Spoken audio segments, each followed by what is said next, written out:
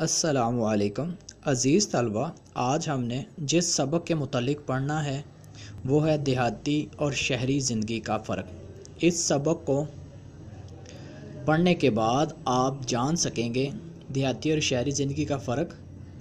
دیہات سے شہروں کی طرف نقل مکانی، اور اس کے بعد مکالمہ کس طرح لکھا جاتا ہے وہ جان سکیں گے، اور روزمرہ کی پہچان کے متعلق جان سکیں گے۔ اب ہم سبق کے پہلے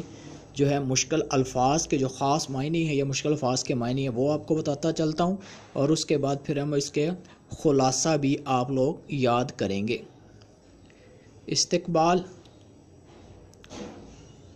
خوش آمدید، باسی رہائشی کو بھی کہتے ہیں، اور ایک جو باسی ہوتا ہے وہ پرانی کو بھی بولا جاتا ہے۔ مرغن، گھی میں تلی ہوئی،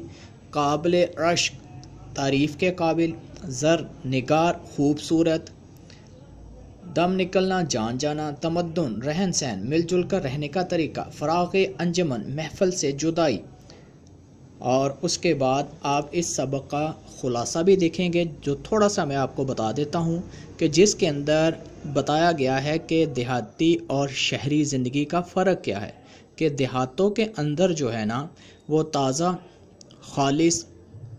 خوراک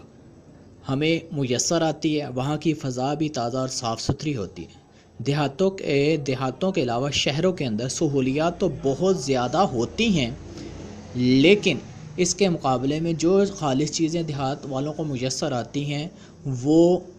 شہر والوں کو میسر نہیں آتی۔ اس سبق کے اندر بھی یہی بتایا گیا ہے کہ اگر ہمارے ملک پاکستان نے ترقی کرنی ہے تو ہمارے دیہاتوں کو بھی جو ہے وہی وسائل ملنے چاہیے جو شہروں کو ہیں، اور شہروں کے اندر بھی وہ چیزیں میسر آنی چاہیے جو دیہاتوں کے اندر ہیں۔ وسائل زیادہ ہونے کی وجہ سے جو لوگ ہیں نا دیہاتوں سے شہروں کی طرف نقل مکانی کر رہے ہیں، تو حکومت کو چاہیے کہ جس وسائل کی وجہ سے لوگ شہروں کا رخ کر رہے ہیں انہیں وہی وسائل، وہی سہولتیں دیہاتوں کے اندر پہنچانی چاہیے،